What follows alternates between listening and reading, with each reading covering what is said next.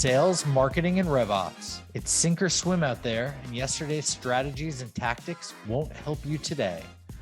This is Revenue Today, and I'm your host, Jared Robin. Join me as we interview revenue leaders in our community to learn what steps we could take right now to help you scale yourself and your company. Revenue Today is sponsored by RevGenius, and we're on a mission to bring inspiration and creativity to all revenue professionals in the world.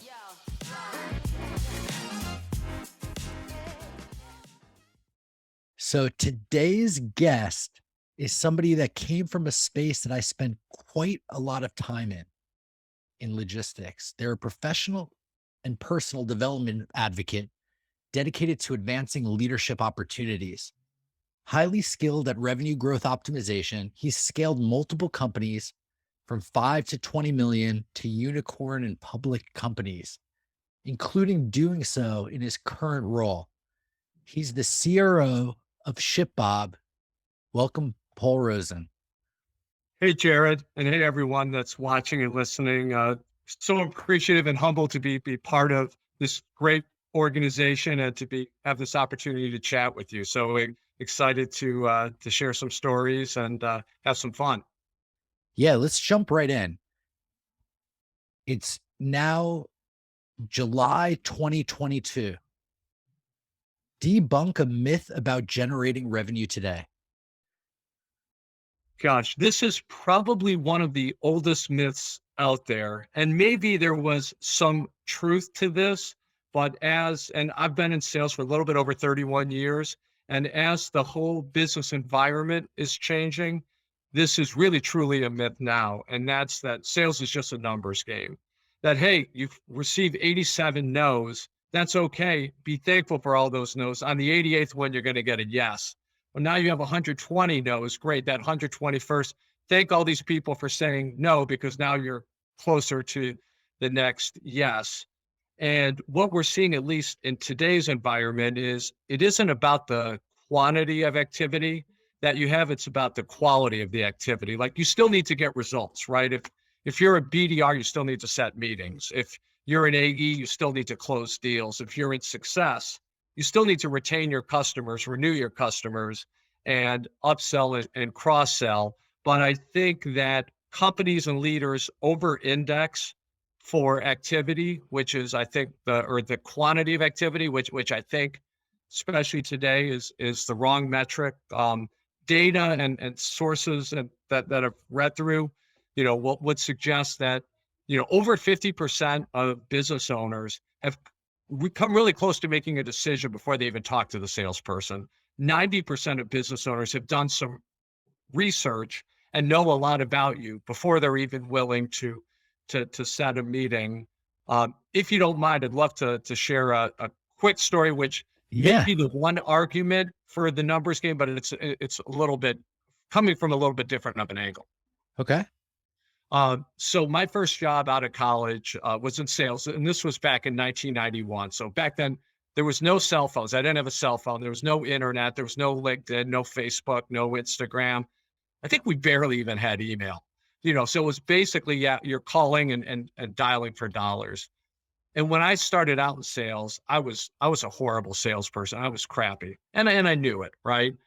And I felt like I was about 50% as good or as talented or as strong as everyone in the office. So when everyone else was making 50 calls, I would make 100 calls. So that way, like, I'm kind of now on a level playing field if I'm working twice as hard as everyone. But the added benefit I had by doing that, which I didn't realize until later in life, is it wasn't just that I was making twice as many calls. I was getting more reps and more at-bats, which meant that I was getting more experience and ramping up a lot quicker and experiencing a lot quicker.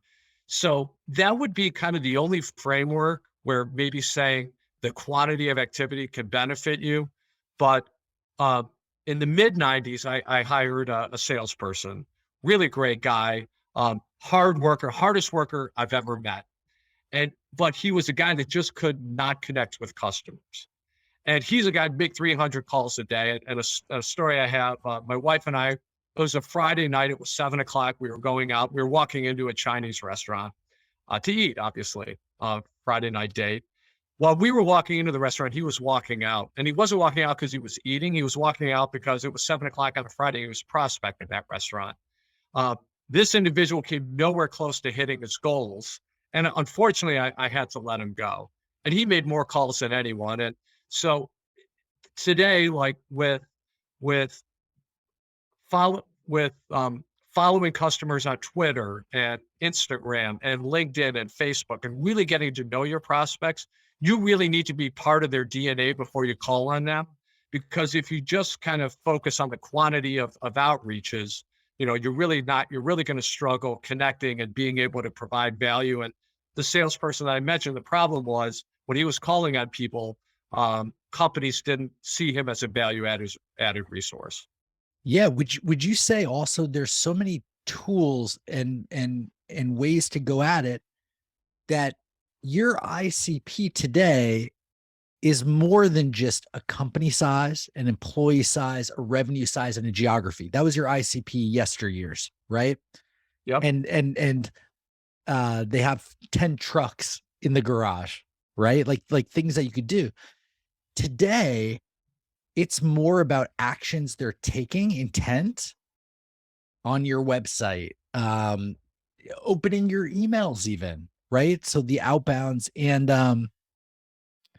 and even getting more granular, understanding in your case, their supply chain, right? Like you're not going to just call on people that own their own warehouses, unless A, B, and C as well, right? Would you agree? Like ICP is getting more granular Yeah, and and more, yeah, Karen, I'm really glad you mentioned that point because your total addressable market, or in this case, service addressable market for most companies is not unlimited, right? Because you have that ICP, you have that niche where you feel you compete better than anybody else.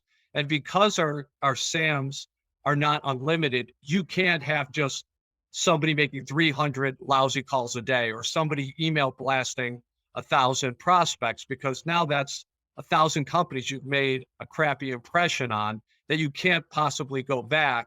So every single outreach needs to be super customized. Every single outreach needs to be either humorous or value added. And I'll give you an example. And BDRs, if you're not doing this today, you probably should, even if you're working for one of our competitors. So I follow a lot of large brands on Twitter. The CEO of a large brand that fits within our ideal client profile tweeted, "Our current 3PL or third party logistics company are a bunch of crooks." And then he had a picture of the McDonald's Hamburglar. Like, how many BDRs right now were connected to that guy? Right? How many BDRs could have sent him an email and had a picture of Hamburglar to start the email and had a subject line, something like, "It looks like you like McDonald's because you're a big fan of the Hamburglar," and then gone in and fortunately we weren't the 3PL he was referring to. We know who was, but you know, are you getting that customized and specific? And are you getting Google alerts? Right. So if you're a BDR and somebody in your prospect book raises money, they raise a seed round or an A round, or there's news, they get a new CEO or they get a new CFO. Like, are you getting those alerts? Are you connected with all of the people on LinkedIn? And when you're sending LinkedIn invitations, are you making it memorable? Or are you just the BDR that is connecting with somebody on LinkedIn and the next day sending them a generic pitch? So, I think the whole BDR job has kind of evolved over the last couple of years. yeah. And you bring up a great point. I mean, it would be funny if you were actually the 3PL that handled some of McDonald's business and be like, we know because we handle their business, like what you're going through. And I know we're not the same as who you're dealing with. Come have a burger with us or something. But I digress. Like, yeah, talk to me about how the BDR's role has evolved. Like it's a super interesting topic. Like I remember interviewing for jobs even 5, 10 years ago, where I'm like, the two big levers that you have to push and pull, managing a team are activity and the content during that activity. Yep. It's changed. Yeah, I think So in my prior company, like for the people that were prospecting, we were having them make 200 dials a day. Like we had automated dialer. And then I went from there to another company to ShipBob. And when I joined ShipBob, we average BDR was making 1.5 calls a day. I knew that was probably a little light, but I also knew that 200 calls a day might not have been the right number. So where it's kind of evolved is when I started at ShipBob, we started focusing the team on making more dials. At that point, it was probably 30 to 50 dials a day plus emails. And the goal was, 100 pieces of activity a day. Where we've kind of shifted our focus is we're a little less focused on if you're doing 100 activities a day. What we're more focused on is what is your conversion rate of how many activities does it take for you to get a meeting? So, for example, if the benchmark was 100 and you're only doing 40 activities, it doesn't mean you're lazy, it doesn't mean you're not working, and it doesn't mean that you're not doing your job. Maybe you're doing more research. Maybe you're digging deeper into what's happening with these brands. And maybe you're spending more time on those outreaches so that they're really customized. But so we've gone from more of just managing the activity to kind of looking at the conversion rate between activities and meetings. And at the end of the day, meetings and how well those meetings convert into deals is way more important to us than how you got there. I think you just shared like the most actionable insight for anybody that might be listening that's managing a BDR team or a revenue organization that has an outbound motion, which is probably everyone, including PLGs that become later stage, but they have to reach out to the enterprise, right? Um, how have things evolved results wise? So the takeaways here, it sounds like look at ratio, like the not just the number of activities, but the number of successful and the percentage of what you're doing to be efficient. How has that led to growth where you're at? Yeah. Now we're a private company, so Okay, I'll share kind of a couple of data points that I think we can. So to kind of please. put it in perspective, um, we have grown 15x, 14 between 14 and 15x as a company since 2018 in terms of revenues. In terms of new customer revenues, and the way we look at revenue isn't annualized revenue or ACV, it's like actual dollars, like how many within the 2022 cohort of all the customers we signed up in 2022, how much actual new customer revenue did we get from that cohort in 2022? And I can say that that number has increased about 10x since 2018. And it would be difficult to attribute that to one or two things, but definitely how we look at the numbers, the KPIs we're looking at, and making sure we're tracking the right things is really important. When I first started, we were managing activity. Now we're managing results. Like how many meetings are you setting? How many of those meetings are turning into deals? And I think the next part of the evolution, I think the next step that we get with our BDR team is having them care a little bit more about not only are you setting a meeting, and not only is that meeting converting into a customer, but that's converting into a customer with a little bit more sizable revenue, which if I'm a BDR, I might argue, well, I have less control over that. But there are some things that you can do to level up your game a little bit with a little bit meatier customers. So that's going to be kind of the next step in our evolution. Hey, I'm a big fan of putting customer success on the seller. I like you bringing in the right clients will have higher likelihood of less churn, bigger deal sizes, growth. So I don't see anything wrong with that. My question to you, back onto the original point with like sales isn't a numbers game anymore. Well, it's not a quantity game. It's still a numbers game in terms of percentages, but you mentioned 15x, all these wonderful things that you've been at the helm for. How has activity changed on average across the reps? I'm curious. That's probably Yeah, I would say activity in general is lighter today and more customized than it was in 2018. For That's a mic sure, drop. like without a doubt. That's the thesis right there, folks. That's spectacular. And let's dive into some other questions so that everyone could really get into your mind, because these numbers aren't easy. And the fact that you've done it a few times shows that you have some systems in place. What are the KPIs that are the most important for you today? So on the BDR side, it is meeting set. It is the efficiency ratio, which is how many activities is it taking for you to get to that meeting? Is that meeting turning into a customer? So, or at least going to the implementation department. So we track efficiency of activity, we track meetings, we track what percentage of those meetings or how many of those meetings make it to the implementation.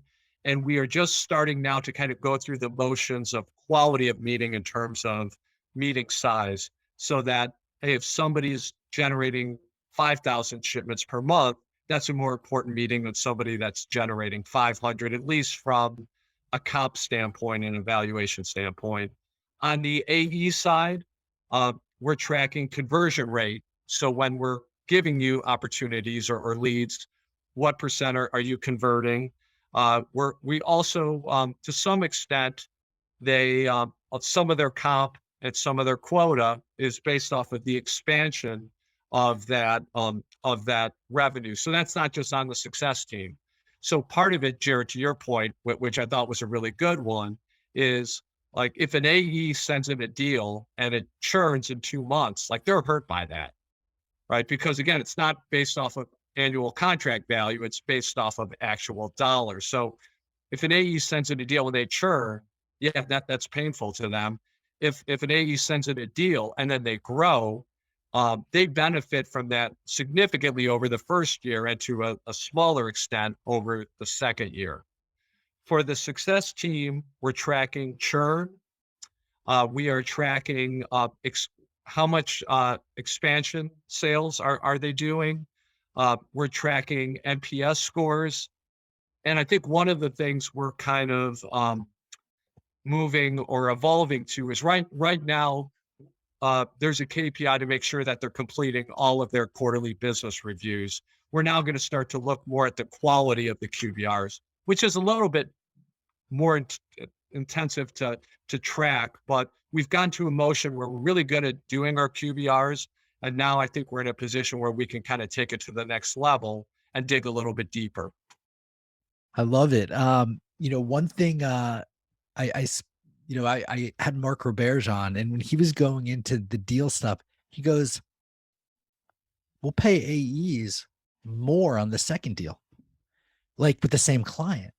He's like, "Yeah, bring a $1,000 deal in and let the second deal be 100,000 because it leads to a better client." I thought that was like super fascinating. So these KPIs are, you know, pretty straightforward. And I love how you're evolving the SDRs KPIs to quality. Seems pretty logical. But what in regards to challenges that you're having now, what's top of mind? What's keeping you up at night? That's a good question. Um, I'd say maybe there's one internally and one more macro externally. I think the internal thing is to kind of like, even though we've grown a lot over the last couple of years, the expectation is to still grow at, 50, 60, 70, 80% per year, which is fairly easy to do if you're $1 million business or $10 million business, or maybe even 20.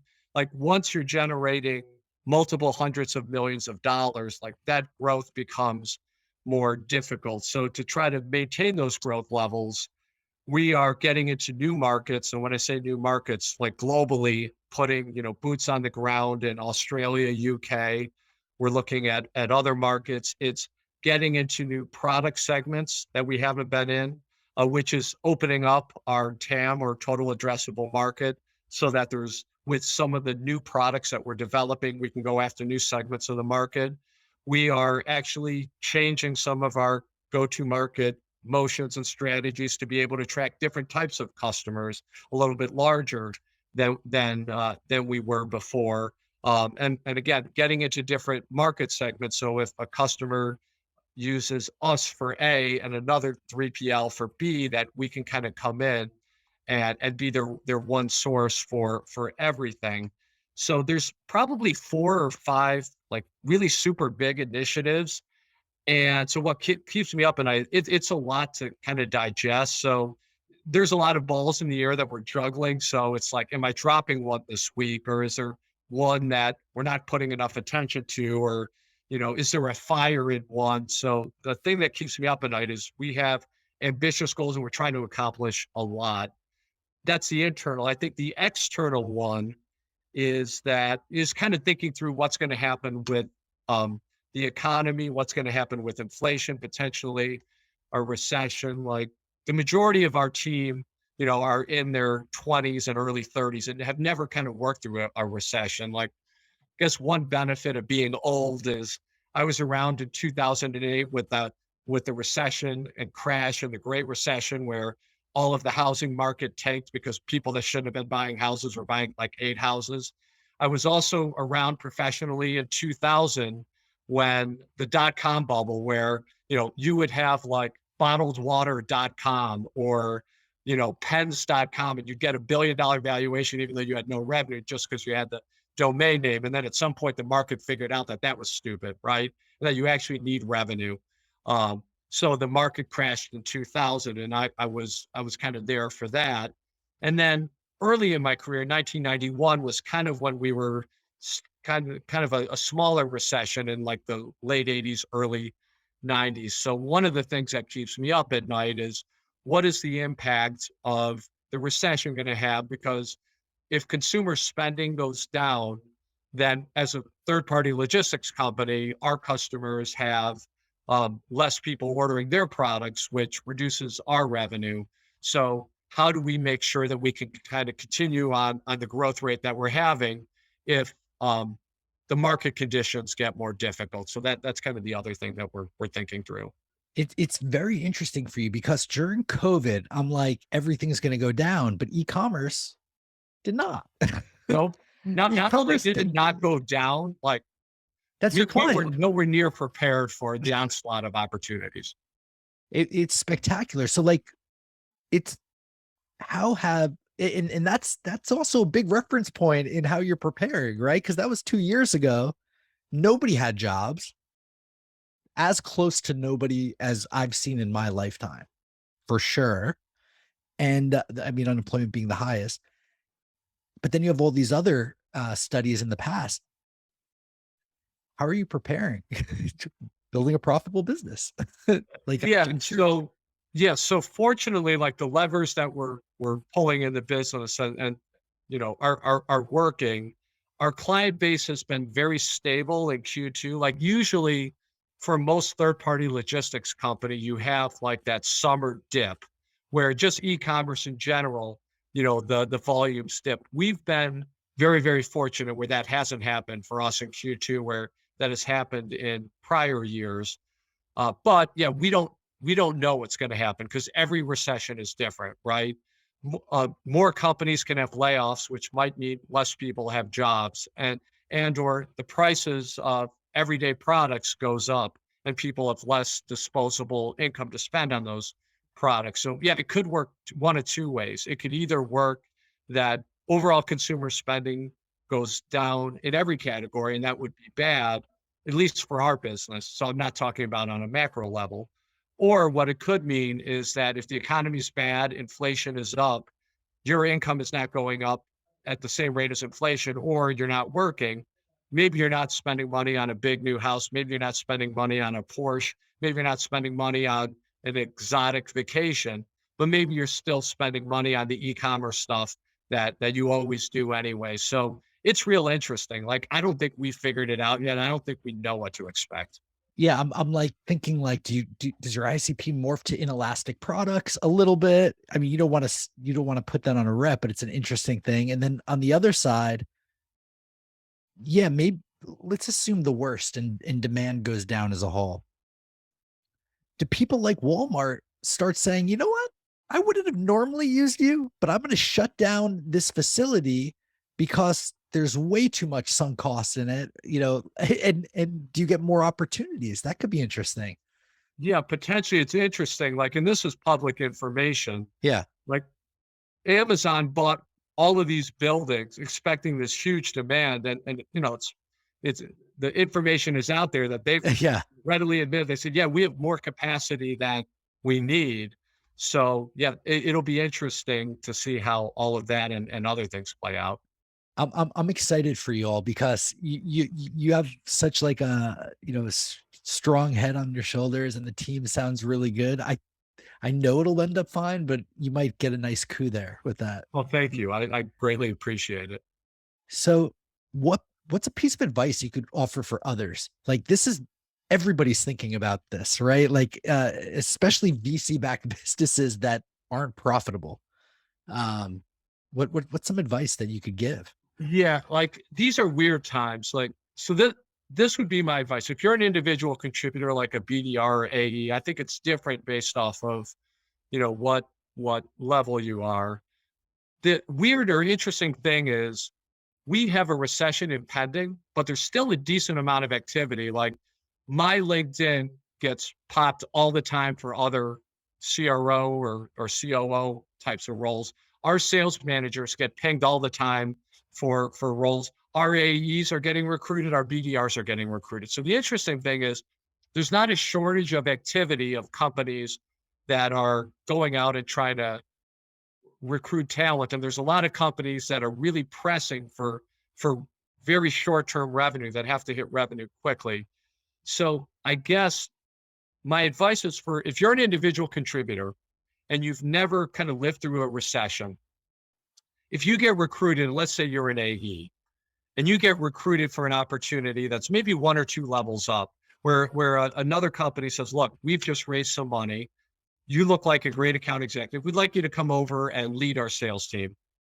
That may be a risk we're taking because it gives you an opportunity for more responsibility to step up.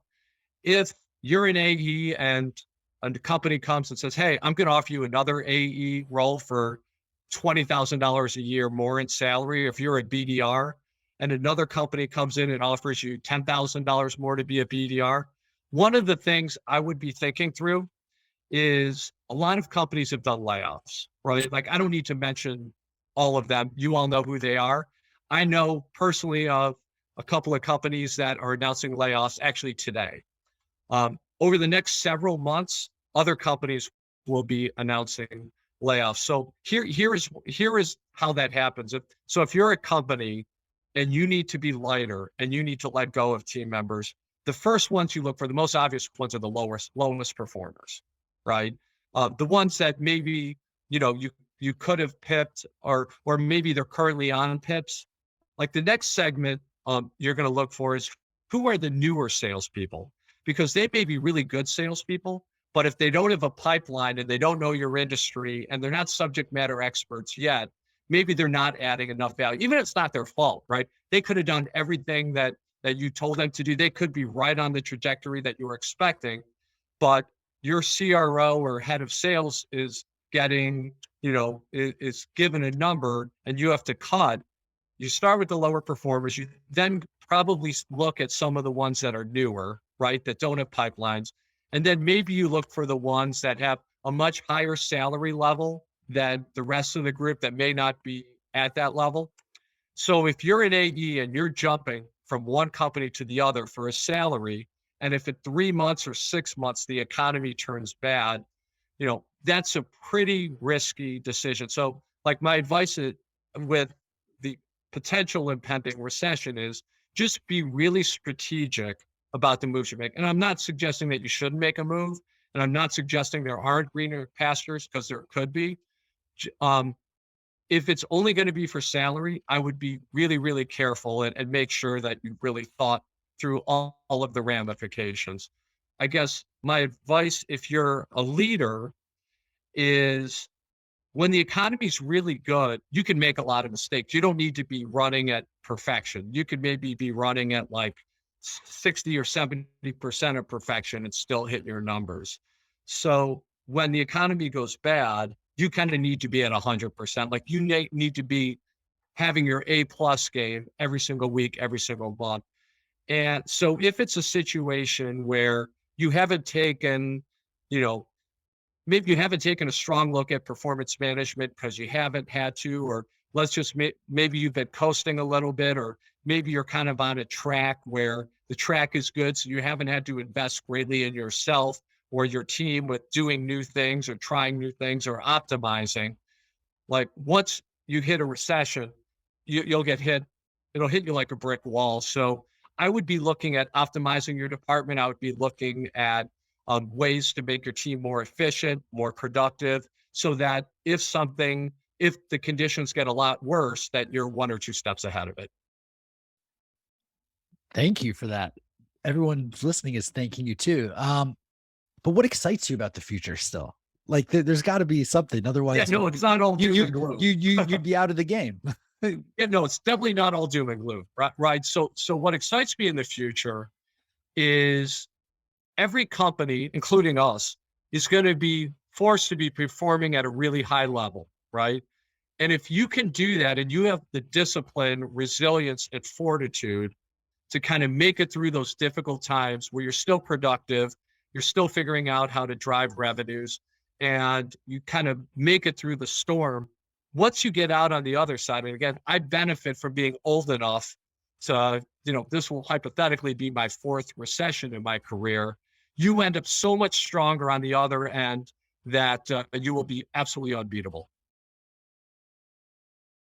Couldn't agree more. And I always look at every downturn as an opportunity. I don't know what the opportunity is, but over the course of history, there's an opportunity. You just have to find that silver lining. Maybe it's being able to hire easier because Yeah. you're the one profitable business in your space, and everyone else is letting people go. And now you have the opportunity to get top talent at something a rate you can afford. Maybe it's, optimizing. Maybe it's gaining new market share because you create this new category that uh only you could do, and the market didn't care for it because they had all the money in the world, and now all of a sudden they need it, and they Yeah, need yeah, to, for the sure. water comes down. But you know that was awesome. So the first half of this, we learned from you. This interview, we learned from you. Now I want to learn about you. I want to Uh-oh. know who Paul is. And so yeah, who are you? Um, so I've been married for 24 years. I have two adult children that just graduated college. So now we're officially empty nesters. I don't know if you would say that I'm a workaholic. So I love work. And I think at the end of the day, if you really enjoy your work, then it doesn't feel like work. And I've mostly been in positions where that's the case. I've been very fortunate.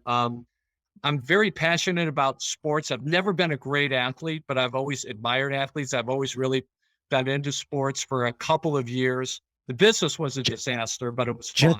Jets or Giants, Yankees or Mets? So I'm in upstate New York. Like I grew up in Chicago. So I'm a long suffering Cubs fan, a long suffering Bears fan. Although I was old enough to remember the Bears 85 Super Bowl team.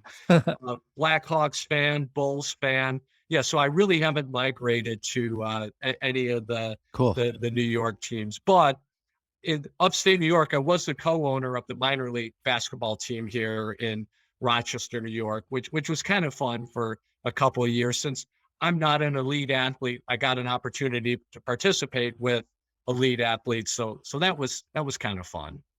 How did that work out? That you became owner of a minor league team. I'm looking at your history. Like it seems like a lot of fintech, payroll services early, right? And then financial services as we go. And getting into logistics being one path, but getting into the minor leagues. Yeah, that was more of a hobby. Like that was Okay. more of making an investment and hanging out with the team a little more than I wasn't operating the team. What I could tell you is minor league sports not a great investment. Like I would never ever recommend to anyone to invest in a minor league sports team expecting any money out. Now it was fun. One of our players, sweetheart of a guy, his name is Bob Wagner, 7'8" in his bare feet, meaning he could dunk a basketball like this without jumping.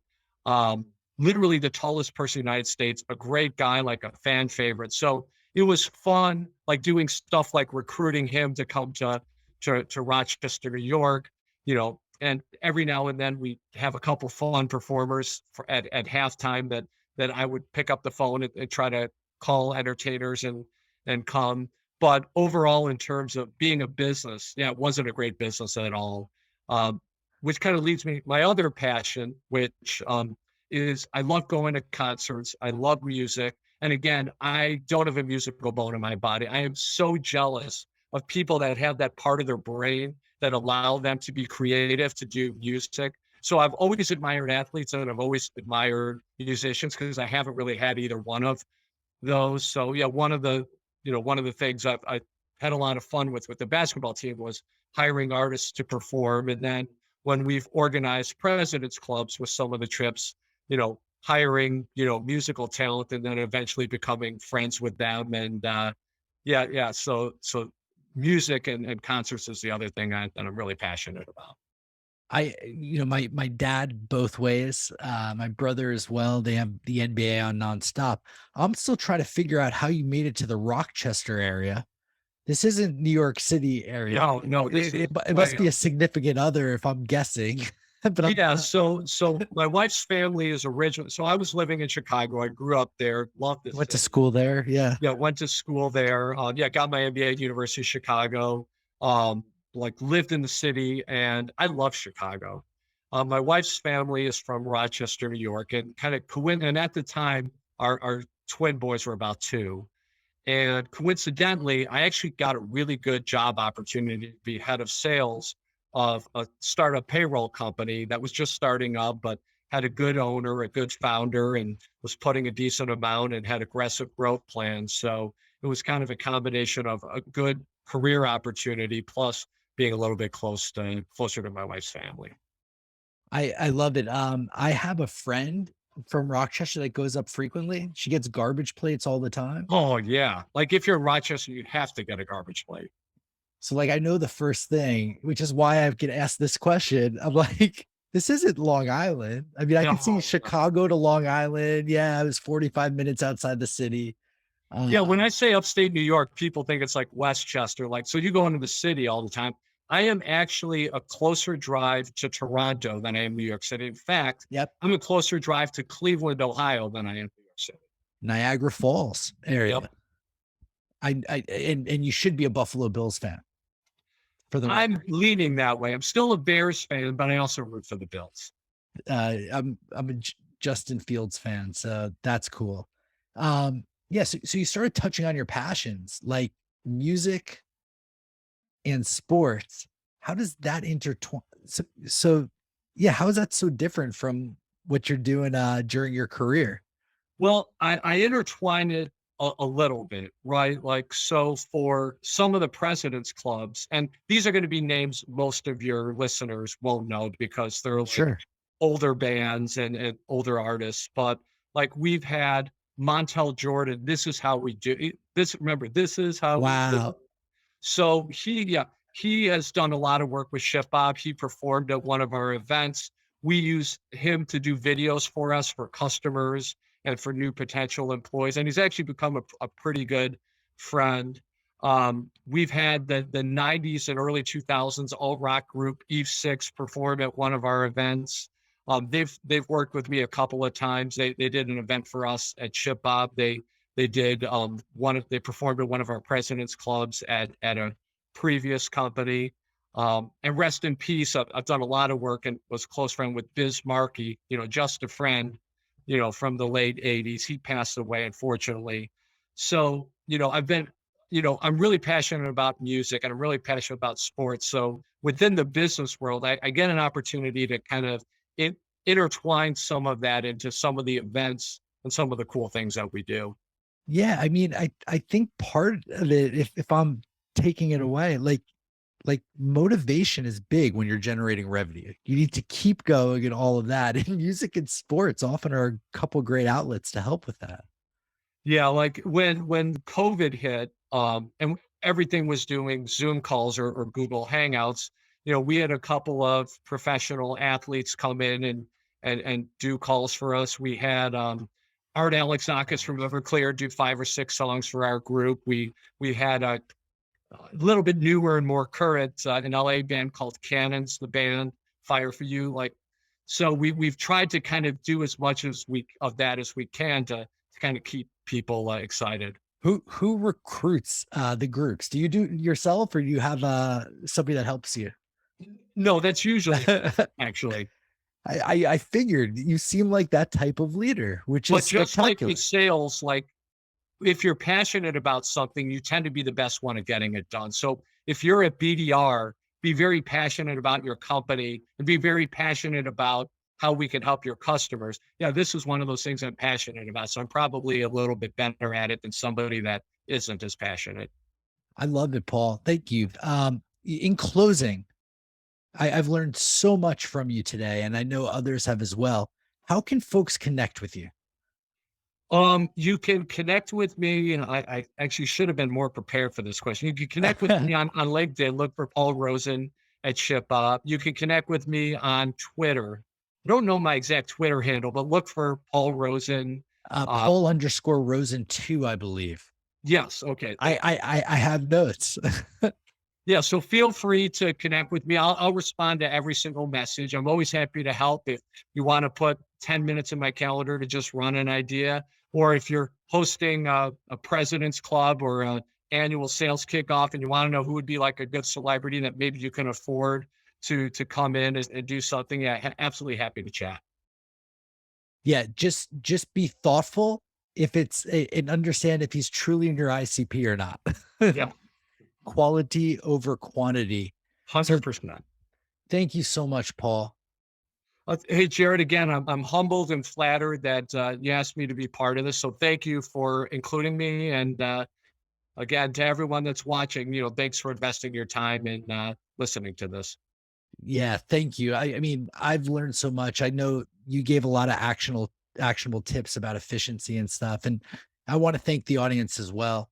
If you learned something today or laughed, tell somebody about this podcast. And, again, Paul, thank you so much for your time. It's been great today and getting to know you over the past few weeks in preparation. Yep, you as well. I'm super appreciative. All right. This has been another exciting episode of Revenue Today. See you next time. Whoa, another great episode of Revenue Today. For show notes, links, and mentions, visit revenuetoday.live. For all my friends in the Rev Genius community, thank you. It's been awesome to spend this time with you. Please DM me any feedback and ideas in our Slack channel or on LinkedIn. If you're not in Rev Genius, join us at revgenius.com. It's free and it only takes like 2 seconds, and you'll be joining a group of 27,000 revenue professionals strong. We've got it all. Looking forward to seeing you there. Catch you on the flip side.